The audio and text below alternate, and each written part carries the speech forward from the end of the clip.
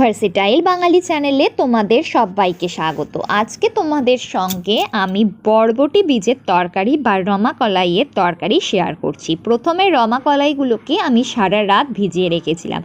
তারপর সকালবেলা আমি জল ফেলে, যে জলটায় আমি ভিজিয়ে রেখেছিলাম সেই জলটা অবশ্যই ফেলে দিতে হবে। প্রেসারে পরিষ্কার জল নিয়ে তারপর রমা কলাই আর আলু আমি সেদ্ধ করতে দিয়েছিলাম। সেদ্ধ হয়ে গেছে, সেটা তোমরা দেখতেই পেলে বন্ধুরা, কারণ ধোঁয়া বেরোচ্ছিল। সেদ্ধ হওয়ার পর আমি একটা জায়গায় তুলে রেখেছি। এরপর কড়াতে তেল দিয়েছি। তেল গরম হয়ে গেলে তাতে জিরে ফোড়ন, দুটো কাঁচা লঙ্কা, একটা তেজপাতা আর টমেটো কুচিগুলো দিয়ে দিলাম। এরপর আমি আলুগুলো, সেদ্ধ করা আলুগুলো কড়ায় আস্তে আস্তে তুলে দিতে থাকবো। তো সেদ্ধ করা আলুগুলো আমি আস্তে আস্তে তুলে নিলাম কড়াতে। যেহেতু আলুগুলো একটু বড় বড় সাইজ আছে, তাই আমি আলতো করে খুন্তি দিয়ে কেটে একটু একটু করে ছোট করে নেবো আলুগুলো। আর তোমরা চাইলে আলুগুলো আগেই ছোট করে কেটে সেদ্ধ দিতে পারো, কিন্তু আমি প্রথমে সেদ্ধ দিয়েছিলাম, তারপর আমি ছোট করে পিস পিস করে একটুখানি কেটে নিয়েছি। আর স্বাদ মতো নুন দিয়ে দিলাম। এরপর আমি হলুদ গুঁড়ো অ্যাড করব। তো কিছুটা পরিমাণ হলুদ গুঁড়ো আমি দিয়ে দিলাম। এবার হলুদ গুঁড়ো দেওয়া হয়ে গেলে আমি একটুখানি তেল একটু দিলাম। আমার মনে হলো আর একটু তেলের প্রয়োজন আছে, তাই একটুখানি তেল আমি অ্যাড করে দিলাম। খুন্তি দিয়ে দেখো আমি আলুগুলোকে কেটে কেটে ছোট করে নিয়েছি। এরপর ওই রমা কলাইগুলো আমি আস্তে আস্তে কড়ার মধ্যে দিয়ে দেব। এগুলো সেদ্ধই আছে, যেহেতু সেদ্ধ করা তো বেশি সময় লাগবে না। তো যখনই বরবটি বীজ বা রমা কলাইয়ের তরকারি তোমরা বাড়িতে করবে, তখনই আগের দিন রাত্রিবেলা সারা রাত ভিজিয়ে রাখাই ভালো, তাহলে রান্নাটা খুব চটজলদি হয়েও যায়। তো দেখো আমি ভালো করে নাড়াচাড়া করে নেব।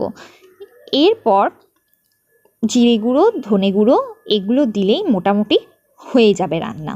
তো এরকম আস্তে আস্তে হতে থাকছে।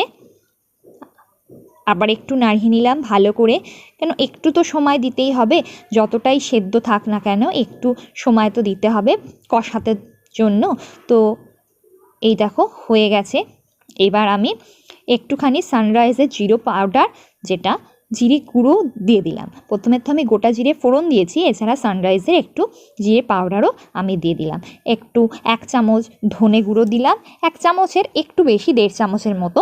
আর আদা গ্রেটারে করে গ্রেট করে দিচ্ছি। দেখো আদাটা আমি ভালো করে গ্রেটারে গ্রেট করে দিয়ে দিলাম। এরপর আমি একটু ভালো করে নাড়াচাড়া করে নেব। তো যতক্ষণ নাড়াচাড়া করব ততক্ষণ তোমরা দেখতে থাকো।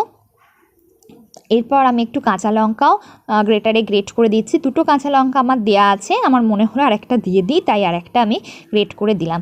আর কাশ্মীরি রেড মির্চ পাউডার, যেটা রান্নাকে একটু অন্যরকম রঙিন করে তুলবে, সেটা দিলাম। আর অল্প পরিমাণ চিনিও অ্যাড করে দিলাম। এবার আস্তে আস্তে নাড়াচাড়া করে নেব। দেখো এবার একটুখানি জল দিয়ে এটাকে কষাতে থাকবো। তো পরিমাণ মতো জল দিলাম, খুব বেশি জল দেবো না, যতটা কষানোর জন্য প্রয়োজন ততটাই। যারা ঝোল ঝোল খায় তারা ঝোল ঝোল খেতে পারে। আমরা একটু শুকনো শুকনো রাখছি, কারণ এটা রুটি দিয়ে খাবারের জন্য মেনলি করা হচ্ছে, যার জন্য। আর একটু পরিমাণ আমি জল অ্যাড করে দিলাম। এরপর আস্তে আস্তে আমি নাড়াচাড়া করতে থাকবো। তো এবার কিছুই না, এবার জাস্ট ফুটতে দেবো একটুখানি। ফোটা হয়ে গেলে নামিয়ে নেব।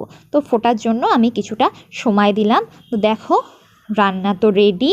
তোমরা অবশ্যই কিন্তু বাড়িতে বরবটি বীজের তরকারি করে জানিও কেমন খেতে হয়। আর অল্প থেকে ওপর থেকে একটুখানি ধনেপাতা কুচো ছড়িয়ে দেবো। এই বরবটি বীজ খাওয়া কিন্তু শরীরের পক্ষে খুব ভালো, খুব স্বাস্থ্যকর। এটা যদি শুধুমাত্র প্রেশার কুকারে সেদ্ধ করে খাওয়া হয়, তাহলেও কিন্তু খুব শরীরের জন্য উপকারী। তো ভালো লাগলে লাইক, শেয়ার আর সাবস্ক্রাইব করে দিও। পাশে থাকার জন্য ধন্যবাদ।